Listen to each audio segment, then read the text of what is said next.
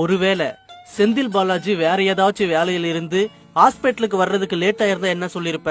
செந்தில் பாலாஜால உடனே வர முடியாதா, லோக்கல் தானன்னு கேட்டிருப்பேன். விஜய் கேட்ட மாதிரியே அமராவதி ஆத்துப்பாலம் பக்கமே இடம் கொடுத்து அந்த இடத்துல அசம்பாவிதம் நடந்திருந்தா என்ன சொல்லுவ?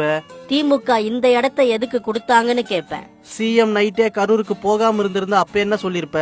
வெளிநாட்டுக்கெல்லாம் முதலீடு இருக்க போறீங்க, கரூருக்கு வர முடியாதா அப்படின்னு கேட்பேன். வெளிநாட்டு பயணத்திலிருந்து திரும்பி வந்த துணை முதலமைச்சர் வராம இருந்தா என்ன சொல்லிருப்ப? 40 பேர் செத்து போயிருக்காங்க, இந்த நேரத்துல இந்த ஆள் டூர் போயிருக்காரான்னு கேட்பேன். அன்பில் மகேஷ் வராம இருந்திருந்தா? திருச்சியில இருந்து கரூருக்கு வர முடியாதா அப்படின்னு கேட்பேன்.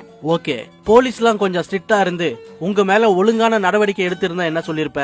திமுக ஆட்சியோட காவல்துறை அராஜகம் ஒழிகன்னு சொல்லிருப்பேன். ஏண்டா இப்படி எந்த விதிக்கும் கட்டுப்படாம ஆட்டம் போடுறீங்கன்னு சொல்லி உங்களுக்கு அனுமதியே கொடுக்காம இருந்திருந்தா என்னடா சொல்லிருப்ப?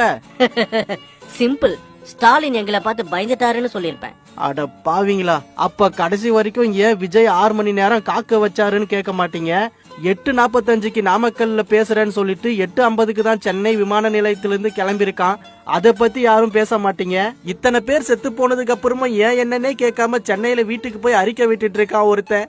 அவனெல்லாம் யாரும் கேட்க மாட்டீங்களேடா. ஆனா ஒண்ணுடா, விஜயை விட விஜய் ரசிக குஞ்சிங்களான உங்ககிட்ட பேசாம தவிர்த்துட்டு போறது எவ்வளவோ நல்லதுடா. தற்கொலை